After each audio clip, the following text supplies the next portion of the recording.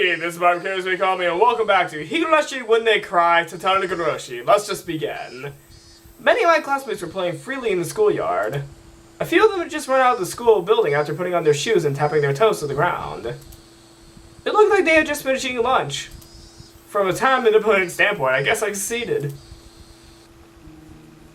Oh, my Barbara-san! Are you okay? A few girls noticed me and came running over. It was only natural they were worried. You would think that if someone wasn't there in the morning, they would be out for the rest of the day. Well, I'm just late for school. Don't worry about it. Anyway, what about Satoko? Did she come today? The girls exchanged glances. I saw a thin shadow fall over their faces and knew the answer without needing to hear them reply. Satoko was absent today too. When all was said and done, after being out 3 days, she'd only come back for one. And now she was out again. Who knew she would come tomorrow? Yeah, but the teacher said she got a phone call from Satoko-chan. She said she had a cold. Chai-sensei said everyone should make sure to rinse their mouths out really well. Wait, what? Rinse their mouths? I don't understand. Rinse their mouth? Hold up. Hey Siri. I found this on the web. Okay, apparently you could use mouthwash. Yeah, that's what Siri said. You could use mouthwash to get colds away. So, that's kind of right. Wait a minute. Chai-sensei. That's a little too thick-headed, don't you think? You're a teacher, aren't you? Why can't you be more sensitive and catch on to the fact that your pupil is sending out SOS? But, even if she did, there's nothing we could hope for. The most she could do was a home visitation. She didn't have any right to take Satoko from her uncle into safety. No matter the result, it would end up like the public agencies, with a wait-and-see attitude. It would just piss Satoko's uncle off, and her suffering would only grow deeper. Then, wasn't saying she had a cold the best option? She's right. Be careful not to catch a cold, got it? You can go now. There's still plenty of time left in the lunch break. The girls excitedly scattered into the schoolyard. Yay, we're away from Keiichi! Oh, Keiichi-kun! Rena was yelling out the window. It was Rena! Rena was yelling out the classroom window, waving her hand. A moment later, Mion and Rika-chan poked their heads out too. We were very worried that even you would be absent today. Thank goodness! You don't seem sick. You look pretty okay. I felt a little uncomfortable with her saying that I didn't look sick, but I didn't care that much. What happened? Overslept? Well, late is late. Think if I said I was late because of a train accident, she'd let it slide? You overslept? Mia was being a bit persistent. She said more like a, you overslept kind of attitude? I think so. Was she going to put on her club president cap and scold me for being late? Well, maybe she didn't have it in for me, so I briefly stated that she was right. There's still more bento. Everyone eat up. Without Keiichi-kun here, we couldn't have any fun. Satoko is now absent, huh? Even Rena, finding cheerfulness, couldn't stand to hear that, and her face darkened. She called this morning. Apparently, she said her whole cold came back and that she was staying home again. She said it might go on for a while, too. She must be sad, so we were all talking about going to visit. What are you saying, Rika-chan? Not pleased with Rika-chan wearing a wide smile as though it was a happy occasion, I threw cold water on her. We all best of all know she doesn't have a cold, don't we? Don't ever tell a fib like that again, even as a joke. I'll get mad next time. Rika-chan furrowed her brow, looked down, and mumbled an apology. Come on, Keiichi. I know you're concerned, but don't take your anger out on Rika. It's not just you, Keiichi-kun. It's hard. For everyone. I know I'm not the only one worrying. But none of us can do anything either, can we? That's true, but... I got the feeling our cause another fight as the chains went on. Yeah, you're about to cause something. So I apologize first. Sorry. I'm sorry. So forget about what I just said. It's hard for everyone, right? It must be. It was at least clear, however, that I was the only one who had worried so much about rescuing her. At the very least, everyone else probably got the normal amount of sleep last night. Probably had good dreams too. They definitely hadn't stayed up all night thinking so desperately. I know it might not be what you want to hear right after you get to school, but you were late today, Kei-chan. Did it have anything to do with Satoko being absent? Huh? Mihan, what are you talking about? Sometimes you guys kinda foolhardy, Kei-chan. When both you and her were absent this morning, we seriously thought you might have kidnapped her and hidden her somewhere. Easy for you to say. If I could have, I've done that last night. None of them really thought about how difficult that clear as day solution was. I was up thinking all night, thinking until the night was brightening. And then I concluded that I couldn't do anything of the sort. Don't be dumb. I couldn't. How can I hide someone? You're right. I'm sorry. I apologize if I upset you. Don't worry about it. Anyway, let's eat some food. I'm starving. I took my bento box out of my bag. Everyone moved to make a spot for me to sit. You're now in trouble. My Barakun, did you just get here? And just as I was about to stick my chopsticks in, Chai-sensei came along. Yeah. Sorry for being late. I overslept. What the heck? Even the teacher was giving me that strange look. When you're finished eating, could you and the president come to the teacher's lounge? There's something I want to talk about. Probably about Satoko, I thought. Since I left it at that, I went back into the hallway. Eating lunch can wait. Let's go, Mion. You're right. Mia and I exchanged looks, nodded to each other, and got up. Damn. Okay, there we go. There was something bothering you, I'm sorry. It's probably about Satoko-chan. No doubt about it. They were saying that she had a cold, but everyone in the class knew the truth. I didn't think that wouldn't have reached the teacher's ears by now. I kept playing dumb, so I think she gave up asking me. Revealing the truth to the teacher would only worsen the situation. Was that why she hadn't said anything? Or was it because she was Satoko's friend, and knew that she was trying to endure the trial of her uncle's abuse in order to get her brother to come home? What should we do? Maybe we should use this chance to get a collective opinion. What do you want to do, Rika-chan? Me? Satoko's closest and best friend was Rika-chan. However much I pretended to be her Nini, it didn't come close to the amount of time they spent together. So I felt like her opinion should be held in the highest regard. I know. Why Satoko is enduring her uncle's torture. Everyone looked startled and turned to me. Back then, whenever Satoko was abused, she probably cried and hid behind her brother. But Satoko thinks that, in the end, that's why her brother ran away.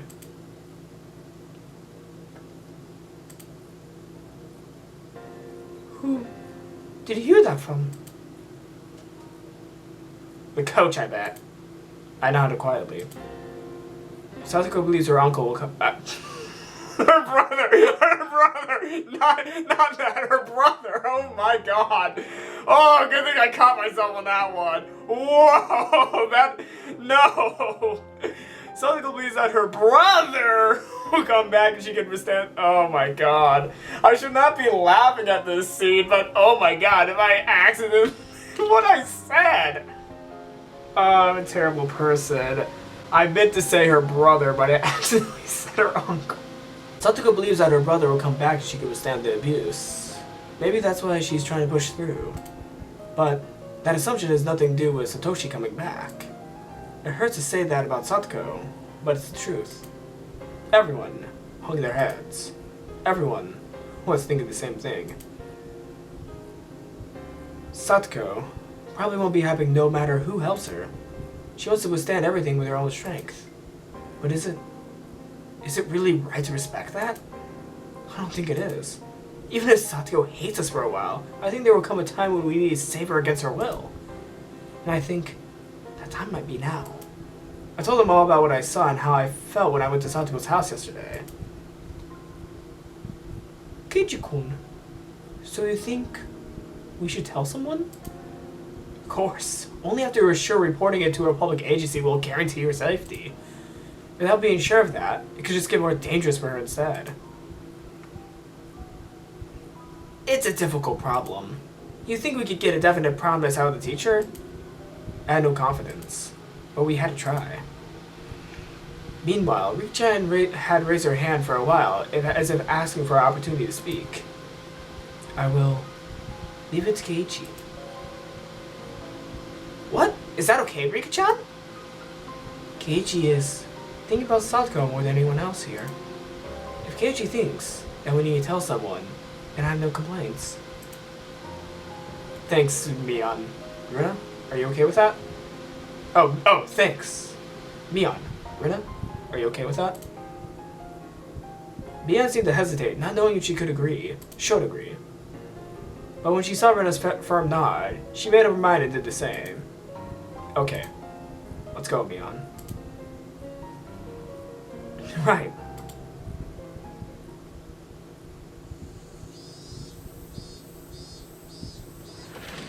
Only Chai-sensei was in the teacher's lounge. We didn't see the principal anywhere. The schedule was on the blackboard under the principal's name, training, going straight home. Our principal's sense of justice was too strong. Satoko's problems would be solved with something so vague. Maybe it was a stroke of good luck that he wasn't here. When the teacher saw me and I come in, she closed up her curry bento, saving the rest for later. Sit over here, please. She told us to take a seat in the chairs directly in front of the principal's seat. I hadn't sat in this chair since doing the paperwork for transferring in. The two of us sat there uncomfortably before the teacher walked in carrying over a notebook and a ballpoint pen and sat in front of us. Mabaru-kun, you were absent this morning. Did something happen? I'm sorry. I overslept. Really? I have no reason to lie. She narrowed her eyes at me in suspicion. I was sure of it. She wanted to talk about Satoko. In any case, I think you two already know, but your friend Hojo-san has been away frequently lately. Neither Mion nor I have anything to say in response. But the teacher proceeded, not minding. Do you happen to know anything? There are some people in class spreading bad rumors. Mion looked down and remained silent, as though she was being lectured. She sent me a quick glance. Everyone had made up their minds. They'd be leaving things to me. Mion-kun? Or you, Mabaru-kun? I won't get mad or anything, okay? If you know something, I just want you to tell me. Sensei, can we ask you a question first? She must not have anticipated that response. She looked surprised. I don't know what rumors are going around about Satoko in class, but if those rumors have to be true, what would you do, Sensei? Well, what would I do? If that's true, she's being abused by her uncle, then I can't leave it alone. Can't leave what alone, exactly? What would you do? Sensei's eyebrow shot up. Maybe I said it like I was trying to pick a fight. Mabaru-kun, I'm being serious here. So am I. I'm also being completely serious right now. Please answer me. If it were true, what wouldn't you leave alone? Sensei took a few deep breaths, then began to speak slowly. First, I have to visit Hojo-san's house to confirm the situation. Her uncle might get mad and drive you away, though. Well, okay. Let's say you did meet with Satoko and her uncle. Then what? Then ask whether it was true. Once I got the facts, I go from there. Please stop talking so vaguely. What exactly would you do? Even despite my tone being so provocative, Chai-sensei bit back her emotions and listened calmly. I thought then that she was a good teacher. Chai-sensei really did have her students' best interests at heart. But she didn't have the power or the authority to save Satoko.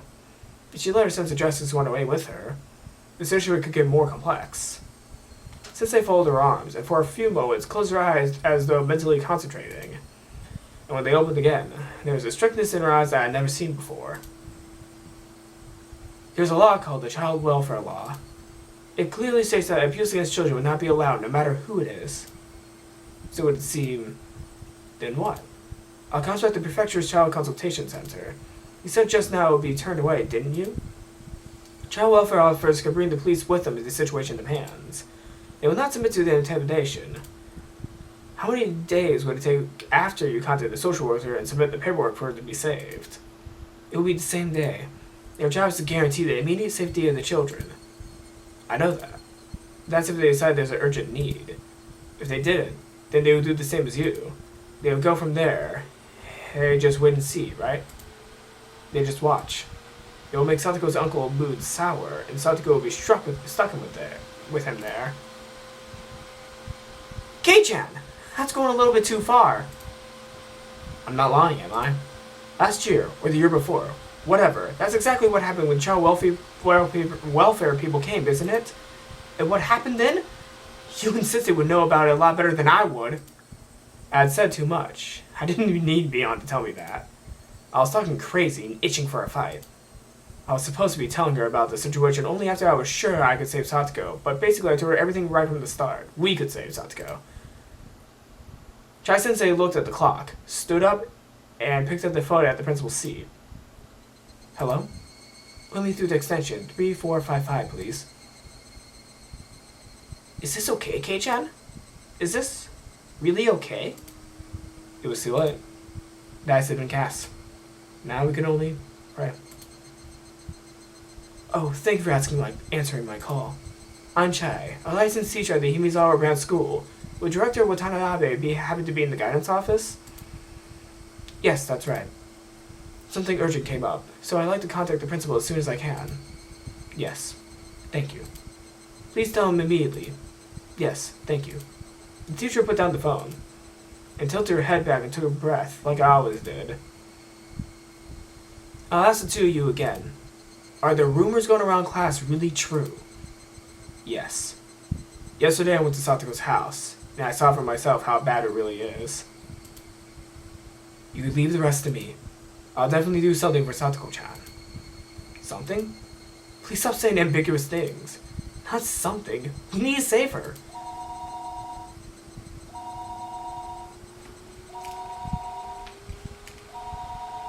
Oh, that's from the game! Oh my god! Yeah, okay, wait. Yeah, that's from the game. Oh, that scared me. I did not know where that was coming from. I thought that was my house. Something? Please stop saying such ambiguous things. Not something. We need to save her. If they haven't decided to wait to see again, how do you plan on taking responsibility? While I was yelling, the phone rang. Chai-sensei snatched the receiver up first. Hello? Oh, I apologize for interrupting your training. Yes. Actually, it's about the issue with Satoko Hojo-san. Yes. Sensei waved us away, telling us we could leave now. Mion went to leave, but I held my ground. I had a responsibility to make sure she stopped saying such vague, ambiguous things. If it didn't look like she was going to say anything substantial, then I'll tell them the truth, even if I have to steal the phone from her. Yes. No, I haven't contacted them yet. Yes. I haven't confirmed it, but it seems pretty bad from what the children are saying. Keiichi. It's not just pretty bad. Do something about it. Right now. If you're going to report it, then I don't care who you tell. But I swear, if they just end up waiting and watching, I'll never forgive you. I yelled angrily at Sensei and the principal on the other end. I wanted to somehow, some way, convey to them just how dangerous their situation was right now. Understand that. I'll tell them as much. Mion-kun, please take Maharu-kun back to the classroom. Yes, ma'am. Let's go, Kei-chan. We should leave this to the teachers now. You better promise. Until the very last moment, I glared at Sensei. Chai-sensei was being pressured by the likes of me. Idiot. This isn't the time to feel pressured. Now's the time when you give me a firm nod that it will set my mind at ease. Even so, we already left things in our hands. At this point, we really can't do anything but pray. Beyond shut the door to the teacher's lounge.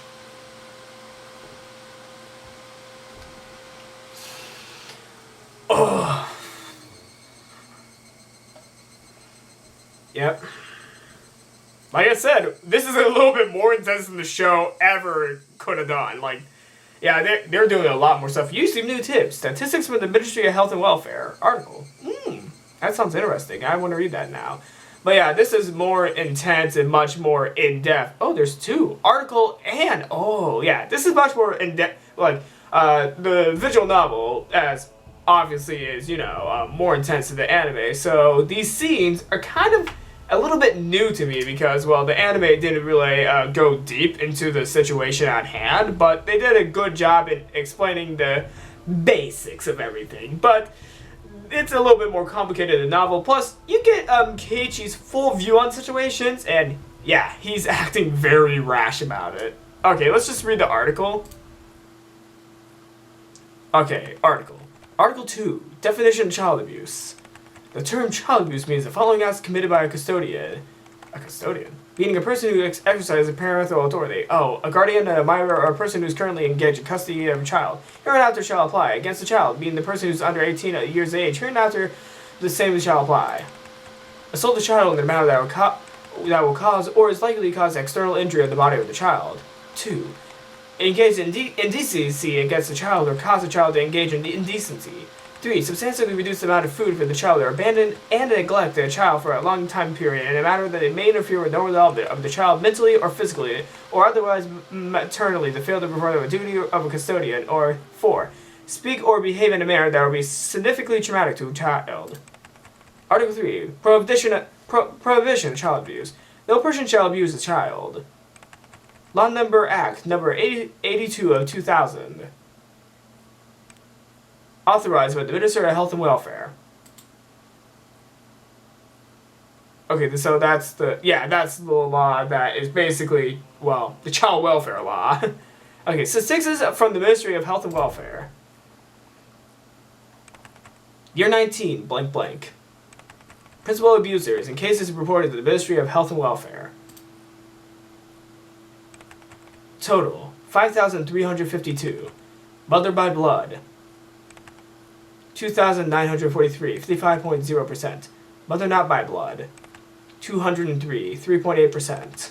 Father by blood, 1,445, 27%. Father not by blood, 488, 9.1%. Year 19 blank blank. Instances by type of abuse in cases reported to the Ministry of Health and Welfare. Total, 5,352. Physical abuse, 2,780, 51.9%. Neglect, abandonment of a child, 1,728, 32.3%. Psychological abuse, 458, 8.6%. Forbidden from going to school, 75, 1.4%. Sexual violence, 311, 5.8%. Oh,